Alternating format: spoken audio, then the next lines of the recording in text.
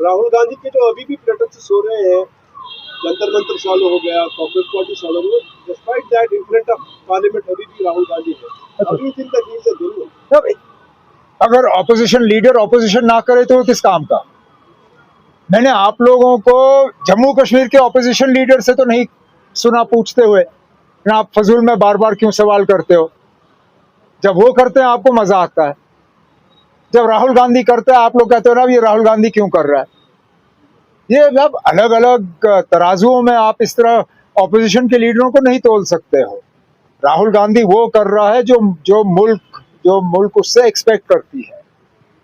Opposition leader का काम है हुकूमत से जवाब लेना, ऑपोजिशन लीडर का काम है हुकूमत को जवाबदेह बनाना। राहुल गांधी वही कर रहा है और मैं तो चाहूंगा कि वो इसी तरह करता रहे, क्योंकि यही तो है ऑपोजिशन का काम। सर जम्मू कश्मीर मेरा सवाल इस बात में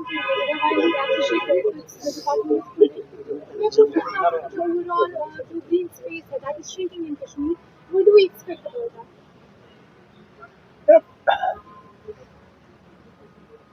बढ़ती हुई आबादी का एक बहुत बड़ा नतीजा ये रहता है कि जमीन पे दबाव ज्यादा बनता है। हर कोई चाहता है कि वो अपना मकान बनाए, हर कोई चाहता है कि वो तरक्की करे। तरक्की करने के बाद जिस प्लॉट पे उनका मकान बना हुआ है वो प्लॉट और ज्यादा बढ़ जाए। हमारी कोशिश है कि दोनों चीजें बैलेंस हों। हम लोगों से कह नहीं सकते कि आप मकान मत बनाओ, लेकिन हम लोगों से जरूर कहते हैं कि जितना कम जमीन आप इस्तेमाल कर सकते हो करिए, क्योंकि जमीन एक बार गई उसके बाद हम दोबारा वापस ला नहीं सकते हो। हम बिजली और पैदा कर सकते हैं, हम पानी बना सकते हैं, हम बहुत सी चीजें कर सकते हैं, लेकिन अगर जमीन गई तो गई, उस जमीन को दोबारा हम वापस ला नहीं सकते। तो एक बैलेंस तरीके से एक डेवलपमेंट भी हो, लोग अपने मकान भी बनाएं, लेकिन उसके साथ साथ हम अपने ग्रीन स्पेसेस को जितना ज्यादा बचा सकें हमें बचाना चाहिए। सर यहाँ की जो जम्मू कश्मीर की जो एलओपी है उन्होंने भी एक रिसेंटली बयान दिया और उसमें उन्होंने कहा कि कश्मीर में या जम्मू कश्मीर में इस्लाम जो है वो ताकत के जोर पर आया। तो वो भी बन गया।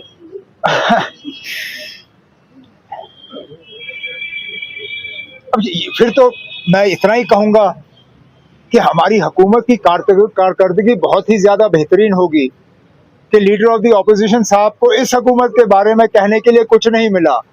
अब जम्मू कश्मीर में इस्लाम कैसे पैदा हुआ वो उस पर रोशनी डाल रहे हैं। मैं तो इसको अपनी कामयाबी मानूंगा। बाकी मैं इतना ही कहूंगा कि जनाब, मजहब के मामलों में उनको ज्यादा टिप्पणी नहीं करनी चाहिए। जोर जबरदस्ती तो हमने भी देखा, बाबरी मस्जिद में क्या हुआ, क्या वो जोर जबरदस्ती नहीं थी? जो आज मुसलमान जो भुगत रहे हैं बाकी मुल्क में वो क्या है?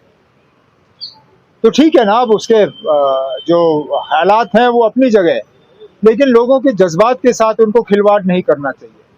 लीडर ऑफ द ऑपोजिशन है, लीडर ऑफ द रिलीजन नहीं है। वो रिलीजियस बातें जो हैं वो रिलीजियस लीडर तक छोड़ें, उनको अपनी बात जो है सियासत तक ही मौजूद रखनी चाहिए। सर किश्तवाड़ में बड़ा ही दिलखराश वाकया रूनुमा हुआ है आज। एक मैं जानता हूँ, बड़ा अफसोस है और हम उम्मीद करेंगे कि इंतज़ामिया खासकर लॉ एंड ऑर्डर की वो इसमें जल्द से जल्द पेशरफ्त करें और अपनी पूरी कार्रवाई कम वक्त के अंदर अंदर मुकम्मल करें और जो भी उसमें गुनहगार पाए जाए अपनी कार्रवाई जो है उसको वो कंप्लीट करें। ये डिपार्टमेंट ऑफ फ्लोरिकल्चर की तरफ से एक कोशिश लोगों को दिखाने की कि किसी भी चीज़ को जो है दोबारा इस्तेमाल किया जा सकता है अगर कि आपकी वो सोच हो। यहाँ पे अगर आप घूम के देखें तो आपको अजीब अजीब चीज़ें दिखेंगी जिनका आप अंदाज़ा नहीं कर सकते थे कि उनको किसी बाग में इस्तेमाल किया जाएगा। कहीं पे ट्रैक्टर, कहीं पे स्कूटर, कहीं पुरानी जीप, एम्बेसडर कार, यहाँ तक कि मैंने फ्रिज एक देखा जिस फ्रिज में इन्होंने पौधे लगाए हैं और उस पुराने फ्रिज को सजाया हुआ है।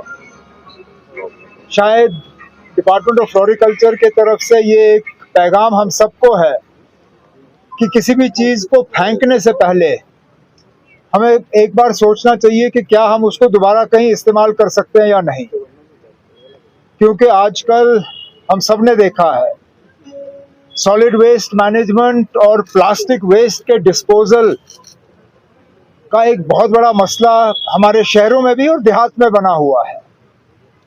अब हर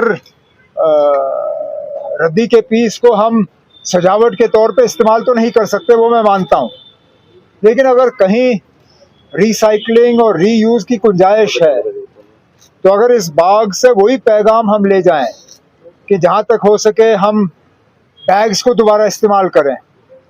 अब क्या मजबूरी है कि हर बार जब हम दुकान में जाएं तो हम दुकानदार से एक नई प्लास्टिक बैग लें? क्यों ना पहले ही अगर हमें मालूम है हम दुकान में सामान लेने जा रहे हैं तो घर से हम एक प्लास्टिक बैग लेके जाएं, ताकि हमें प्लास्टिक बैग दुकान से लेके उसको फिर नाली में फेंकने की जरूरत ना पड़े। यही इस बाग के पीछे मकसद है और उम्मीद करता हूं कि लोग आएंगे और इस बाग का जो है मजा लेंगे। सर, ट्यूलिप गार्डन के बाद हमने देखा क्रिसैंथेमम गार्डन वाज इनॉग्रेटेड। अब ये वंडर गार्डन है, तो आपको लगता है कि इससे और ज़्यादा टूरिस्ट अट्रैक्ट हो सकते हैं, या जैसे क्रिसैंथेमम खुला उसके बाद टूरिस्ट का क्या मतलब क्या रहा? क्रिसैंथेमम गार्डन को तो एक ही सीजन मिला, इस साल उसका दूसरा सीजन होगा। उम्मीद करते हैं कि पिछले साल के मुकाबले जो हमने कुछ सबक सीखे उनका हम इस्तेमाल करेंगे, जो उस बाग में बेहतरी लानी है वो करेंगे। जो आज का ट्यूलिप गार्डन है वो पहले साल का ट्यूलिप गार्डन नहीं था। पहले साल में मुझे याद है वो बहुत ही छोटा ट्यूलिप गार्डन था, कितने साल लगे उसको यहाँ तक पहुँचने में। हर साल उसमें कुछ ना कुछ ऐड होता गया, कहीं फव्वारे ऐड हुए, कहीं वाटर चैनल ऐड हुआ, कहीं उसके नए लेवल्स बने। इसी तरह क्रिसैंथेमम गार्डन को जो है इसको हम ऐड करेंगे। और जहाँ तक ये वेस्ट टू वंडर वाली के बाग की हम बात करें, मैं तो चाहूँगा कि हमारे जो फ्लोरिकल्चर के डिपार्टमेंट के कुछ जो अफसरान हैं वो चंडीगढ़ जाके वहाँ देखें जो उन्होंने वहाँ पे बाग बनाया हुआ है वेस्ट का। उसको अगर हम कुछ हद तक यहाँ रिक्रिएट कर सकें तो मैं मान के चलता हूँ कि ये भी एक टूरिज्म के लिए एक बहुत बड़ा अट्रैक्शन बनेगा। थोड़ा सा स्विच टुवर्ड्स